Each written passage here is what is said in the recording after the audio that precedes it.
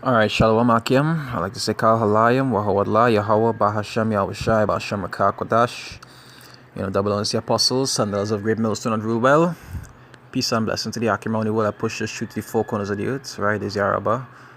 I say I'll do I'll touch and entitle it, about the Passover. The Passover is roughly into, this week, into next week, Different people will keep it at different times. But, the Passover in general is coming up. Right? I say I'll go through a few things concerning the Passover, nothing long, but just to touch on it, because there always are new people who might know much about what the Passover is or what it represents or so forth, right? See the Exodus 12, start from 1, it say, "And the Lord spake unto Moses and Aaron in the land of Egypt, saying, See, this month shall be unto you the beginning of months. It shall be the first month of the year to you." That's how we even know that the month just start. Not like how Esau does teach you that the month does start in January. No, the month does start somewhere between March, April, around that area, right? That is originally according to the lunar calendar. That is when the month used to start, right? It says, "Speak ye unto the congregation of Israel, saying, In the 10th day of the month they shall take to them every man a lamb according to the house of their fathers, a lamb for a house. And if the house be too little for the lamb," right? It said, "Let him and his neighbor next unto his house take it according to the number of the souls.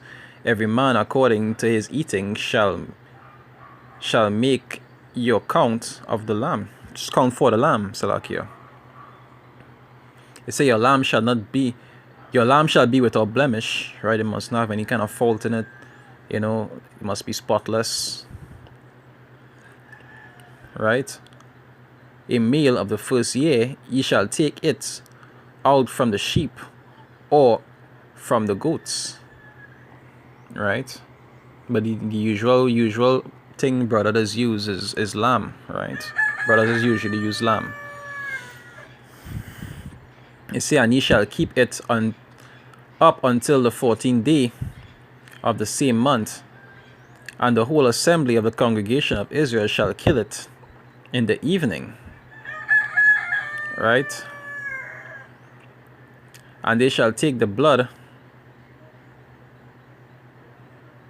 and strike it on the two side posts of the upper door posts of the house, the two side posts and the upper door posts of the house," it say, "wherein they shall eat it." And that we used to do with the lamb's blood, put the blood up upon your door and the sides of your door and so forth. But we don't do that, we don't do that in this time. You understand? Correct, and truly the lamb represents who? Yahushai Mashiach, right? But we don't put the blood. They'll put the blood on the doorpost anymore. That was for when they were in Egypt, when the angel was passing over, so that the angel would see the blood and they would not enter into the house, right? In these days you can't put blood, you can't literally put blood on your doorpost. You look like some kind of Obia man. And either way, it's not done like that particularly anymore with the blood on the doorpost. Right? Scriptures talk about the doorpost of your mind, right? It's more of a spiritual, and now it's more of a spiritual than an actual carnal put in the blood, right? And that blood also goes back to who? Yahushua Mashiach, because he's the sacrificial lamb spiritually, right? Right. It say, "Wherein they shall eat it, and they shall eat the flesh in that night to roast with fire, and unleavened bread with the bitter herbs they shall eat it," right? It say, "Eat not of it raw, nor sodden at all with water," right? Supposed to drink water when you're eating it down. It say, "But roast with fire his head with his legs and with the pertinence thereof." So he wasn't originally supposed to like cut it up and and season it up and leave it in the fridge and No, it's supposed to actually roast it whole. After you kill it, you take the wool off and sorry, the wool. Yeah, you take the wool off so forth, and you roast it how it is, like whole, with all the guts inside, everything. Right? Originally, that is how it was done. But nowadays, you can't do it exactly like that. You understand? You do it according to grace. You eat lamb, but you wouldn't have a whole lamb. You have brothers that would be able to do things like this as close as possible to how it's supposed to be, but you're not trying to be no super duper Israelite out here who trying to get everything completely perfect. You do it to the best that you could. Right? You see, and ye shall let nothing of it remain until the morning, and that which remaineth of it until the morning ye shall burn with fire. You see, and thus shall ye eat it with your loins girded. Right? Your loins girded, You say, your shoes on your feet and your staff in your hand. I will see the brothers will have a staff to be able to use for the Passover. You'll be wearing shoes, and there's not a barefooted thing. And ye shall eat it in haste. It is the Lord's Passover. It says, for I will pass through the land of Egypt this night, and will smite all the firstborn in the land of Egypt, both man and beast, and against all the gods of Egypt I will execute judgment. I am the Lord, right? And whoever was disobedient and didn't actually put the blood on the doorpost at that time, when the spirit passed over, it would have killed the firstborns in that house. Right? You see, and this day shall be unto you for a memorial, and ye shall keep it a feast to the Lord throughout your generations. So this is something that you're supposed to keep throughout the generations. Even though it have people that don't keep it, and they say that this done away with and all these kind of things, but even Mashiach kept the Passover, and it was called what? The Last Supper, right? It's the Passover that he was keeping. I'll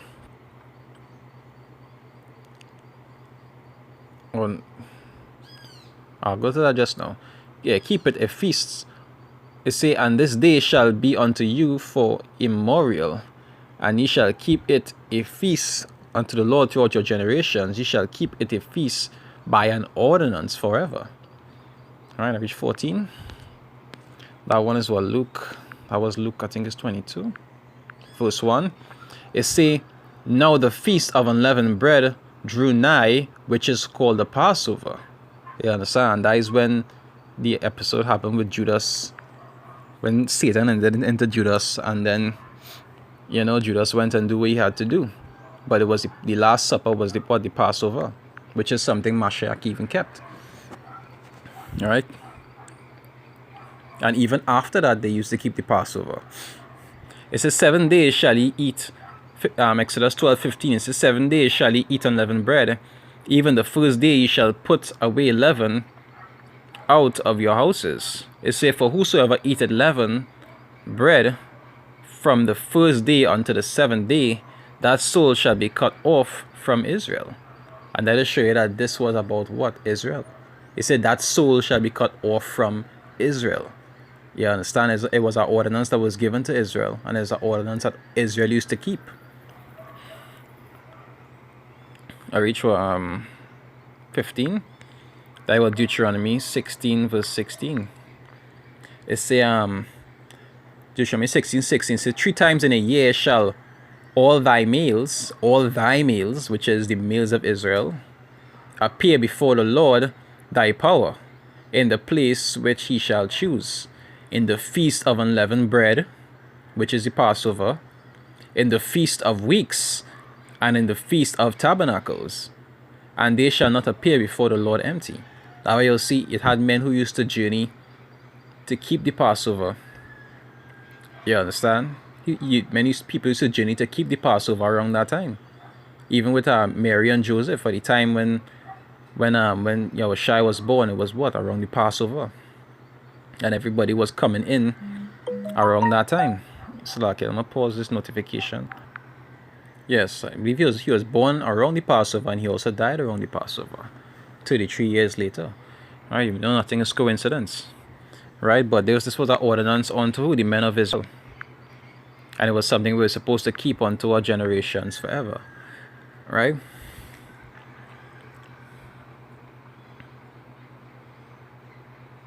And the scriptures say, "What whoever eateth leaven in those days shall be cut off from Israel," right? Which is one of the reasons why you're supposed to take leaven out of your house as much as possible. You're supposed to take all the leaven out of your house, and it was done throughout the whole of Israel to make sure that nobody ate leaven, because it's called the Feast of Unleavened Bread for a reason, right? And it's something very serious, It's saying in the first day there shall be an holy convocation, right? And in the seventh day there shall be an holy convocation to you. It said, no manner of work shall be done in them, save that which every man must eat, that only may be done of you. As in, if you had something in your house to, like, you had to make sandwiches or what, you wasn't supposed to cook on the Sabbath because it was like a Sabbath. But, if you had to put food together or whatever, things like that, but you're supposed to actually do work. But we know that this is something of grace. Even though, we try to do these ordinances, we would not be able to do it perfectly as it was. We would try to do it to the best that we could. You would even have brothers who have to work on that day. You understand? Like, after the Passover night, that brothers who might have to work after the Passover. The following day will still be the Sabbath, but brothers who had to work on that day. All of that is about grace. You understand? Grace is not something to say, well, you could do anything you want. It's for the things that you're not able to do. You hope that the Lord show you mercy for it. Right? That is where that grace has already come in. You do what you could, and where you can't, by the Lord's grace, you'll receive mercy. Right? It say, I read over 16. It say, and the first day shall be a holy convocation, and the 7th day shall be an holy convocation to you. No manner of work shall be done in them, save that which every man must eat, that only may be done of you. It say, and ye shall observe the feast of unleavened bread, which is the 7 days. It say, for in this self same day have I brought your armies out of the land of Egypt. It say, therefore shall ye observe this day in your generations by an ordinance forever. It say, in the first month of the 14th day of the month at even, ye shall eat unleavened bread until the 21st day of the month at even. It say, 7 days shall there be no leaven found in your houses. For whosoever eateth that which is leavened, even that soul shall be cut off from the congregation of Israel. It say, whether he be a stranger or born in the land. And that stranger or born in the land goes back to, it had people who were born outside of Israel. It had Israelites who used to migrate, and they used to come back in for the Passover and then go back. You understand? And then it had those who actually was born in Israel. Yeah, that is stranger they're talking about. In the scriptures, it have two different types of strangers. It had the Israelite foreigner, and it have like the actual heathens. Right?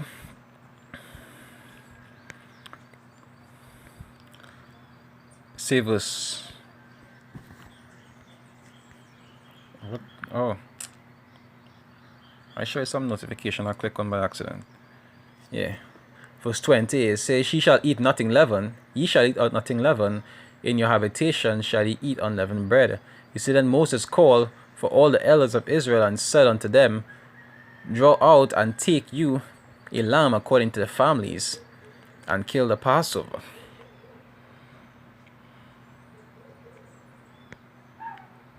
Just now, I want to go further down.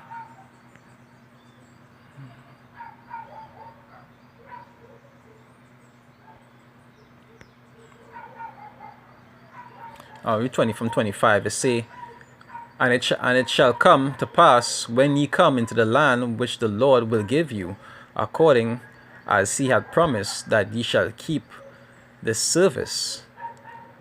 It say, and it shall come to pass when your children shall say unto you, what mean ye by this service? that ye shall say, it is the sacrifice of the Lord's Passover, who passed over the houses of the children of Israel in Egypt, right? Because that is already what it represented. The Lord doing that for Israel. That is why it was a feast to be kept by Israel. All of this is about who? The Lord and Israel, right? You say, when he smote the Egyptians and delivered our houses, and the people bowed the head and worshipped. So you can imagine heathens keeping the Passover. That was that was a salvation for Israel at that point in time. That don't even concern them. You understand? It wasn't their people who was saved out of Egypt. It say, and the children of Israel went away and did as the Lord had commanded Moses and Aaron, so did they.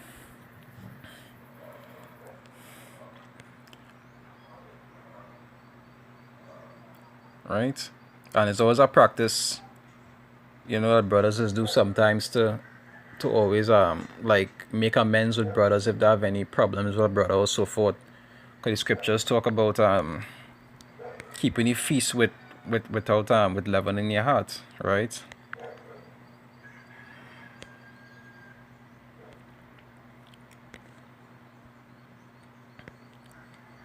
Now, personally, it's not something I just do. I just really do. If I have a problem with a brother, I just try to tell him at that point. I don't like wait for Passover and then be like, sorry for this. I like to do it on that particular time. But I have a way of watching things. I just watch it from two aspects. It have things that a brother might do to offend you. You might try to make amends with him. And then it have things that you'll understand to yourself that is just how that brother is. That kind of way. So you'll try to, like if you have a brother and like you have a kind of, you might be a little, not so much like him, and he might have this kind of rowdy attitude. And it might annoy you sometimes, but that is just how he is. So you just, try to deal with it, you know. And then it has something that a brother will actually do that offensive, and you will talk to him about it. But when that is just how a brother is, I just try to just leave it like that. But you're supposed to like make amends. The scriptures talk about in Leviticus law about making a sacrifice and having enmity with your brother. You're supposed to make peace with your brothers and then make a sacrifice. You understand? The Passover is no different, right?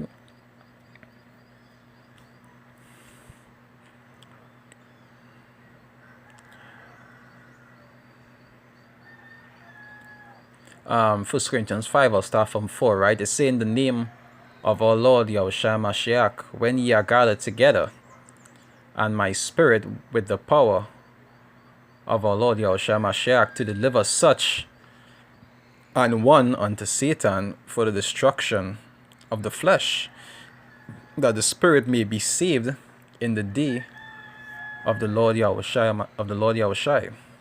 It said, your glorying is not good. It said, know ye not that a little leaven leaveneth the whole lump? Right? It said, purge out therefore the old leaven, that ye may be a new lump. Right?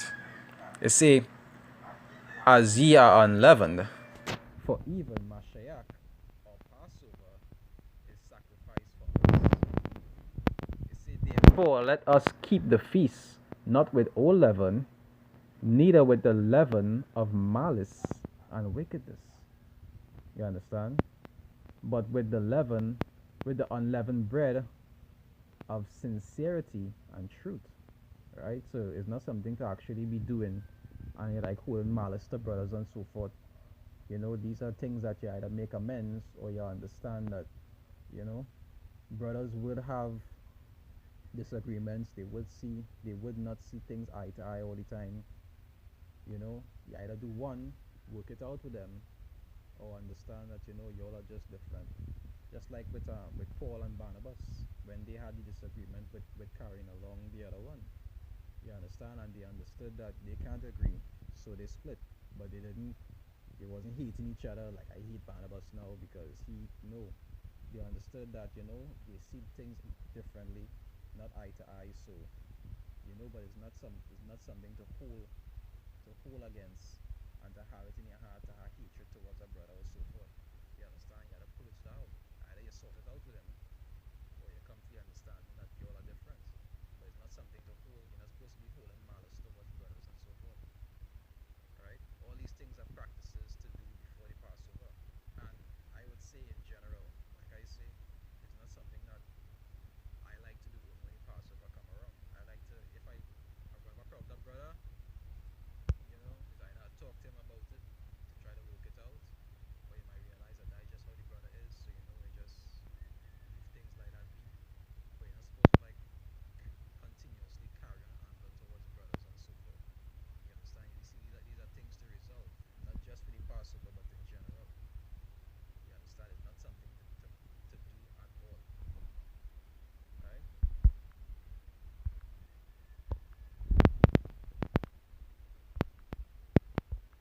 So all these things are, like little snippets about the Passover.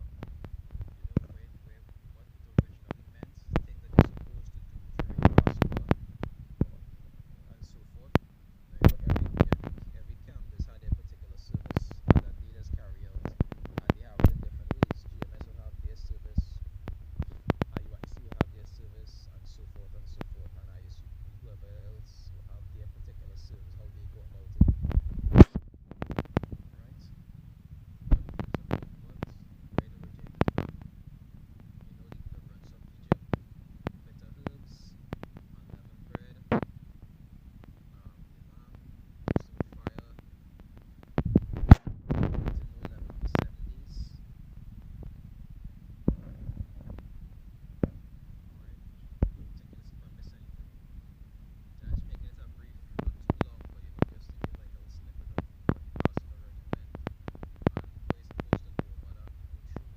Not only that night of the Passover, but the actual week, the actual for the full week of unleavened bread itself, right? I don't mean that you only had to eat unleavened throughout the whole week, but you're not supposed to eat anything with leaven. And if you're accustomed to reading things like packets, like things in the back of packets and so forth, you can be able to look and see things that have leaven agents in it, right? Because you got to be very careful. There are a lot of things that actually have leaven in it, so try to be mindful. Things like this, that certain toothpastes have leaven. It even has certain wine that it is make with leaven, and wine is a part of the Passover service. So even that you will look to make sure it have no leaven in it. A lot of different things you try to be mindful of where you consume. And and also for the service, I will try to post in the description the service. Go through that Apostle Ari Lamia did. I think I have a 3-part state that he did that actually went through the service to show you how it is done. For anybody that might want to know.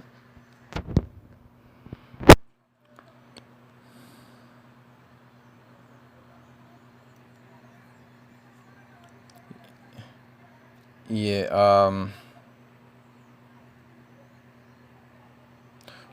This is also a next thing about being circumcised. For those who don't know, you're supposed to be circumcised for the Passover, right?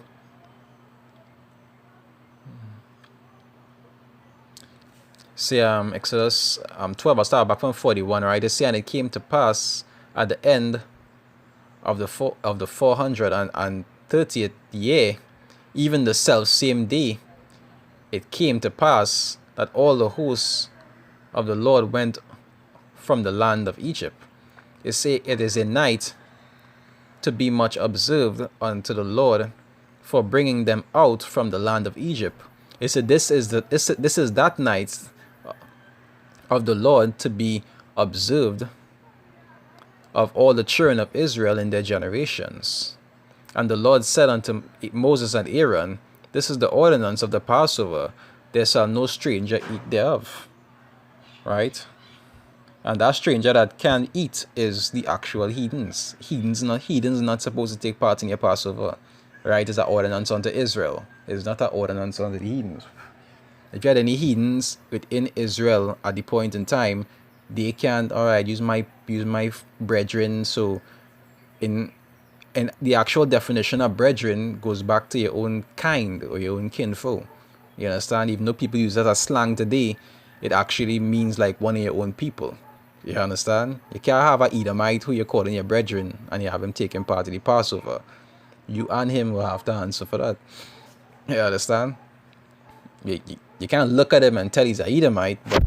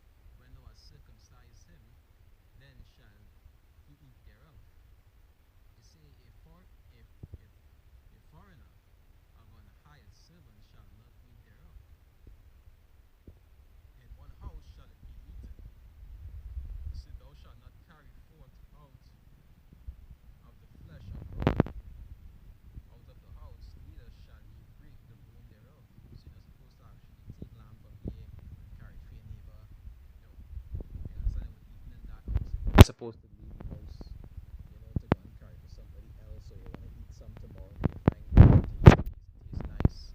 No. They say, in one day shall it be eaten, thou shalt not carry forth out flesh, they say abroad, out of the house, neither shall you break the bone thereof. All the congregation of Israel shall keep it.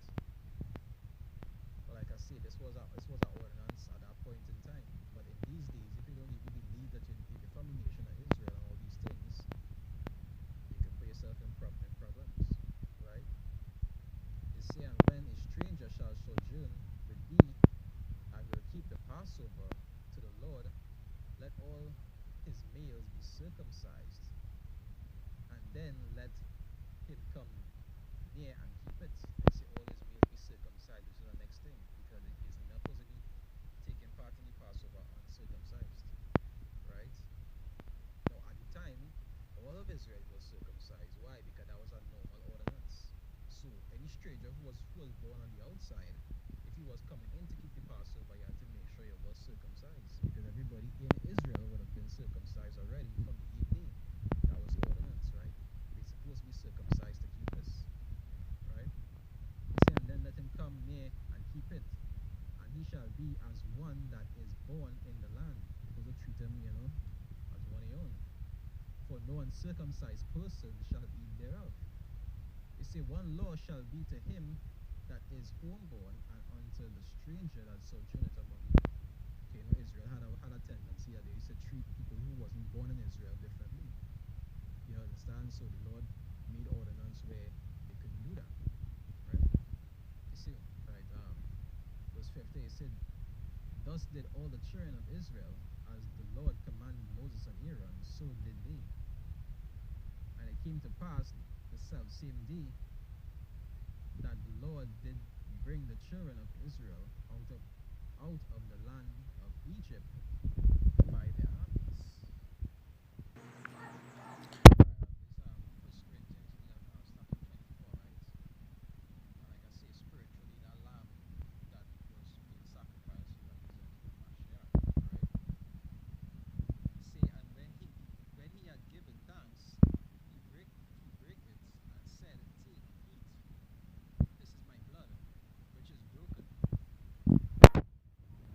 Which is broken, sorry, Salakia. Say, take, eat, this is my body, Salakia, which is broken for you. This do in remembrance of me. You understand? So you say, this do in remembrance of me. You see, after the same manner also he took the cup when he had supped, saying, this cup is the New Testament in my blood. Do ye as oft as ye drink it in remembrance of me. You understand? Because spiritually, it would represent what? Him.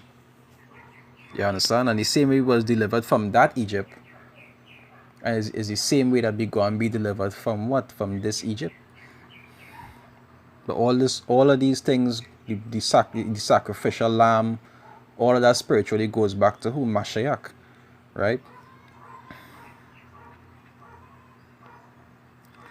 It say, verse 26, it say, for as oft as ye eat this bread and drink this cup, ye do show the Lord's death till he come. Right? So that is show that you're supposed to continue it even until what? He come back. It say, wherefore whosoever shall eat this bread and drink this cup of the Lord unworthily, right? If you're not worthy, like you, just because you're friends with somebody, so you want them to come in the Passover, they have to be worthy of these things. The scriptures tell us about that in Matthew 10. It say, go and search out them that are who? Are worthy. Those who believe, those actually believe in the faith, that's actually practice it, actually convince wholly in the mind. You understand that this is how it's supposed to be. And you know, the Lord already was born of Israel, you know, and we are from Israel and all these different things. You understand? He actually wholeheartedly and firmly believe these things. Grounded, right? Because if you eat and drink of it unworthily, shall be guilty of the body and blood of the Lord. So that is why he has had to do all these things, make sure you ain't holding grudges against anybody, you know, you gotta make sure you're in the right mindset and all these different things, because if you eat of it and you drink of it unworthily, well, let me go through. It say, but let a man examine himself, right? Examine yourself, like I talk about. Check out your errors, try to work out whatever problems you have, all these different things. And so let him eat of that bread and drink of that cup. For he that eateth and drinketh unworthily, eateth and drinketh damnation to himself, not discerning the Lord's body. Right? So it's something to be mindful of. The Passover is the most serious feast of the Lord. Out of all the feasts that it have, the Passover is the most serious. You understand? So it's not something light. It's something that even the apostles say you have to be fully convinced in your mind about what you're about, why you're doing it, understand the reason for it, all these different things. If not, it's better to not take part in it than to take part in it and put yourself in problems.